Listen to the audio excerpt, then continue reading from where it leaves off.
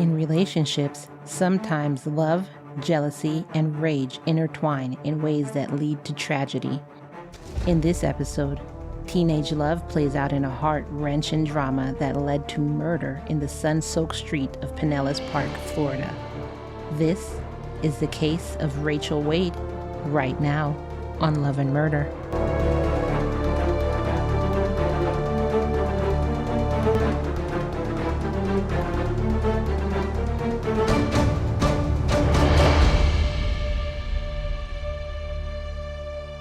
Welcome, everyone. Welcome to a new episode of Love and Murder, the weekly true crime podcast discussing relationships gone terribly wrong, where our motto is, you're either someone's last love or their first murder. I am your host, Kai, and in today's episode, we're talking about a case of teenage love, heartbreak, cheating, and murder. Be sure to subscribe to Love and Murder right now while you're listening so you don't miss a case. If you didn't know, you can also subscribe to our Patreon so that you don't have to hear intros or commercials like this one. Actually, our last bonus episode over there, we continued reading The Journal of a Cannibal. I was also supposed to do another bonus, but I've been sick all week, so I'm just now getting better, which is why y'all are getting a different episode than you were actually supposed to get. We'll get to that episode next week. So in our Patreon next week, there's going to be 2 additional bonuses over there. You want in? Go to patreon.com/love and murder. Actually, you know what? You can also just search Love and Murder Premium Feed on Spotify now, and you can get the bonuses over there also. The link is in the show notes below. In the meantime, though, grab your butts, grab your apple juice, and let's get into some Love and Murder. In 2009, in Pinellas Park, Florida, 19-year-old Rachel Wade and 18-year-old Sarah Ludman were in a rivalry. No, it wasn't a school rivalry or anything that would actually make sense. It was a rivalry over a 19-year-old guy named Joshua Camacho. Rachel, who was 115 pounds and 5'4", which is 52.16 kilos and 1.63 meters. Quick question. Let's just pause here for a second. So I'm doing this correctly. When I give these measurements, I take into consideration my international lambs. So, do y'all measure people's height in meters or centimeters? I'm asking this because when I was, converting it, because I have to search that to convert it. No, I'm not a math person. It automatically says centimeters, but for some reason I think it's meters. So please educate me. Comment below and let me know so I can report properly for y'all. Thank you. Anyway, Rachel was a high school dropout who left school at 16. She moved out of her mom's house and got her own apartment paid for by waitressing at Applebee's. In her high school yearbook, she was labeled as, quote, the biggest flirt and had dated a lot of boys by the time she got to Josh. But for some reason, he was the one that she couldn't shake. Sarah, who was 160 pounds and 5'9", which is 72.57 kilos and 1.75 meters, was a bright, straight-A student whose goal was to become a vet. Josh was her first real boyfriend, and she was still a virgin by the time she'd met him. Look, I know y'all are like, why are you telling women stats and everything? Don't jump on me. I'm conveying the facts to show you the stark difference between the girls. That's all. Josh at the time still lived with his parents, which isn't really an insult as people think it is because, dude, it's expensive out here. He didn't take care of his kid and barely worked. Okay, well, I take that back. Now it's an insult. He was Rachel's ex-boyfriend and he was currently with Sarah. They had met at a fast food joint. Actually, he'd been with her for about 6 months now. In those 6 months, police had been involved 6 different times because of public confrontations with Josh. Not only that, but Sarah had gotten into an argument with Erin Slothauer, Josh's baby mama. Damn, how many women is this guy juggling? Now, I know you're wondering what piece of fineness could cause this kind of commercial. Yeah. Well, Josh had jet black hair, skin the color of coffee with cream, and stood at 5'5", which is 1.7 meters. Quote, I personally don't think he's good looking, which is a quote from Erin's friend, Jamie Severino. Quote, I'm pretty sure he had more girls than just the 3. They were all supporting him, buying him clothes, buying him shoes, paying his cell phone bill, and they all knew about each other, end quote. She also said that he was able to convince each girl that she was the only girl he was with, and, she was his one and only. Jamie said that she tried to fight Rachel once when Rachel had slept with her boyfriend. Quote, I tried to fight her, but she wouldn't fight me. At the time, Jamie was in the midst of waiting for her own trial on being an accessory to an armed robbery. Wow. Jamie is also Josh's brother's baby mama. Wow. Wait a second. How small is this town? Okay, let's see. And through the amazement of editing, that research only took about 10 seconds. According to the 2020 census, Pinellas Park has 53,093 people. And then in 2010, there was 49,079 people. So it grew a little bit. And it's about 16.80 square miles, which is 43.51 square kilometers. So it's small, but it's not like one store, one horse town kind of small. Okay, now that my curiosity is sated, back to the story. He'd actually started dating Sarah. Remember, it was right after he broke up with Rachel, but was he really broken up? And while Aaron was pregnant with his child. Wait, so that means he was with Rachel while he was getting Aaron pregnant. Wow, dude. He's such a good guy that one time Joshua punched Sarah in the face, but she didn't press charges against him. So this is the guy these girls think is a catch, so much so they're fighting over him? Okay. Josh was actually able to juggle between the 3 of them using their different schedules against them. And then he told everyone that they were, quote, friends with benefits. Even though each girl thought differently, as I said above, like the friend said.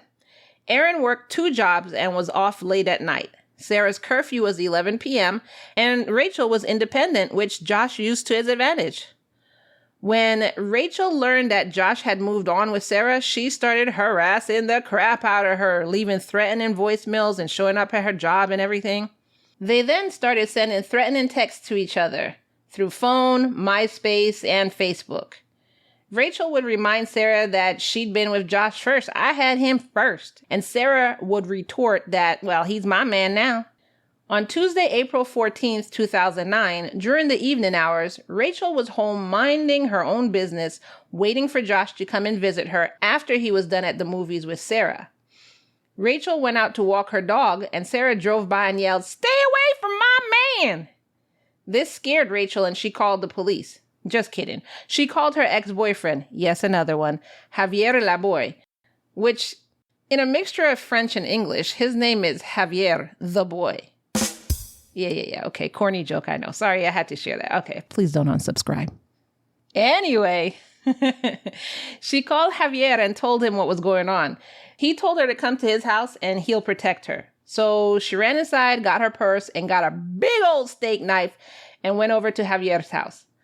Later that night around 11 p.m., because Rachel was wondering why Josh wasn't answering her calls, she went over to his house and saw that he was there playing video games with Sarah. Damn, she became a detective real quick. Women, why do we do that? Can you tell me in the comments below? Because I'm going to tell you, I refuse. That's refuse with a capital R. As I tell everyone, if it's meant for me to find out, I 100% will. And you know what? I always do. So my tips to my lambs out there, whether you're male or female, stop wasting your gas. It's expensive, dude. Anyway, so Rachel texts Josh, quote, "Now I know why you're not talking to me, because you got her." Josh said, "That's right. I don't like you no more. Why are you down the street? Go home." Rachel said, "No, I'll wait for her to go home." Rachel later told Sarah, on speakerphone might I add, quote, "I'm going to stab you and your Mexican boyfriend." Around midnight, damn, this happened in the span of an hour, y'all. Around midnight, Josh's sister asked Sarah to take her to McDonald's. On the way, Sarah saw a friend of hers, and for some reason, she asked this friend where Rachel was. The friend said, "Oh, she's at Javier's." And Sarah said, "Well, that's where I'm going because this bitch done got on my nerves too much." She called Rachel on her way and told her, quote, "I'm gonna stab you, you and your Mexican boyfriend." Why would you call her and warn her? Not that I'm giving y'all any ideas. I'm just wondering. Anyways, when Sarah got to Javier's house, she saw Rachel and Javier speaking with a guy named Dustin Grimes. Sarah came to a screeching halt, almost running Rachel over, jumped out of her car and started swinging. Bitch, bitch, bitch, ha, ha. What she didn't know was Rachel had that steak knife. Rachel stabbed Sarah in the shoulder and chest. Sarah backed off, wounded, and called Josh to tell him what had happened. Why didn't you call 911? Anyways, Josh ran to Sarah's house to tell her father what happened and to drive him to where Sarah was. They took Sarah to Northside Hospital, where she died at 2:20 a.m., about 2 hours after all this went down. Police arrived at the scene and detained everyone there. They asked Rachel and other witnesses what happened. Rachel told her side of the story, which is the side that I just gave y'all, and cried when police told her that Sarah had died. However, witnesses had a much different tale. They told police that Sarah had never even left the car, and it was Rachel who ran up to the car and attacked Sarah. She then threw the knife over the fence into a neighbor's backyard and calmly said, "I'm done." Rachel was arrested and charged with second-degree murder. No wonder she was crying. She knew what Sarah dying meant for her. She was booked into Pinellas County Jail and given a $500,000 bond. 1 year and 3 months later, on July 20th, 2020, Rachel's trial started. A show called In Session on True TV televised the jury selection and the trial. And I actually have some videos from the trial in our Patreon, as well as pictures, all of that. So patreon.com/loveandmurder.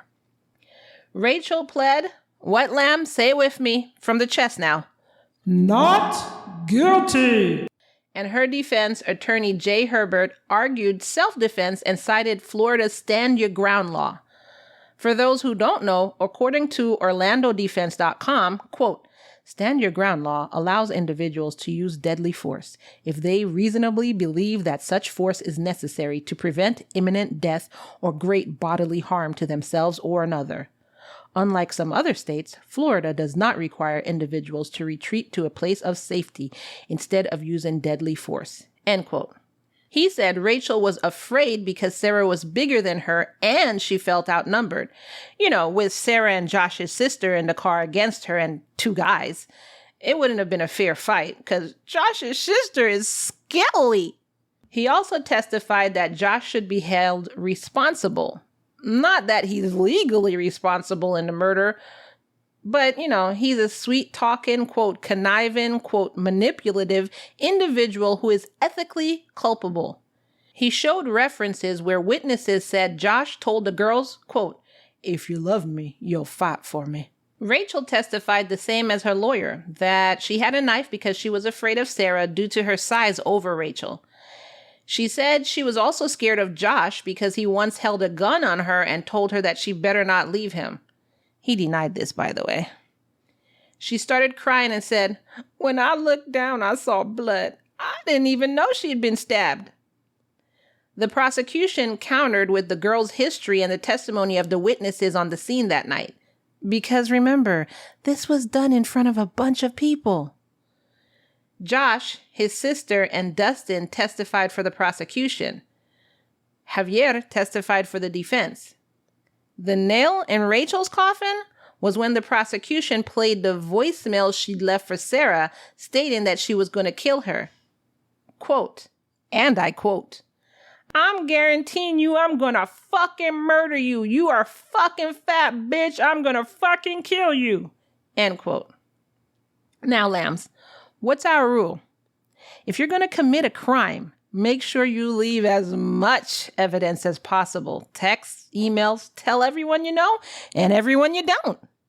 After hearing the voicemails, it took the jury 2.5 hours to rule guilty of second-degree murder.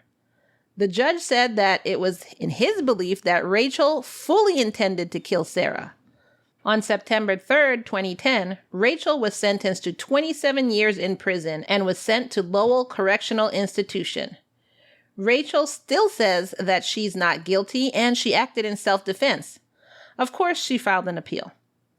During an interview with ABC News in March of 2011, Rachel blamed social media for what happened, stating that it gives people the ability to say whatever they want without consequence.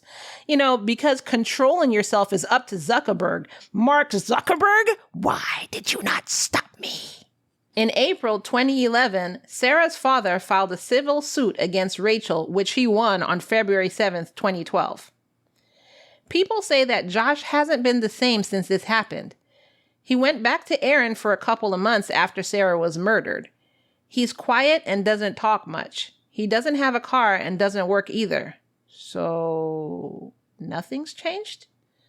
Quote, after this stuff happened, he would just be crying and crying. Since then, he is real quiet all the time. Now he doesn't do nothing. End quote. He denied being with either girl and never visited Rachel in jail. So what was the point of all of this? Rachel is in jail, Sarah's dead, and Josh didn't claim any of them. And that is the case of Rachel Wade. What did y'all think about this case? Do you think Josh should have been held responsible somehow? I'd love to hear from you. And you have 3 ways of sharing your thoughts with me. Number 1, you could tell me in the comments below. Number 2, you could join the Lamb Facebook group. It's a free and welcoming group where you can discuss the cases with the rest of the Lambs. Or number 3, you can join the exclusive Lamb community here at patreon.com/loveandmurder. Speaking of which, if you join Patreon at only $3 a month donation, you get commercial-free episodes. So like this episode, minus all the commercials, minus the intro, all of that. And you get all the additions to the case. So like this case, there's video, there's pictures of the crime scene, there's pictures of the weapon, all of that. You can actually get all of our bonuses now on Spotify if you search Love and Murder Premium Feed. You can just click on the link in the show notes below because that's the easiest way to get there.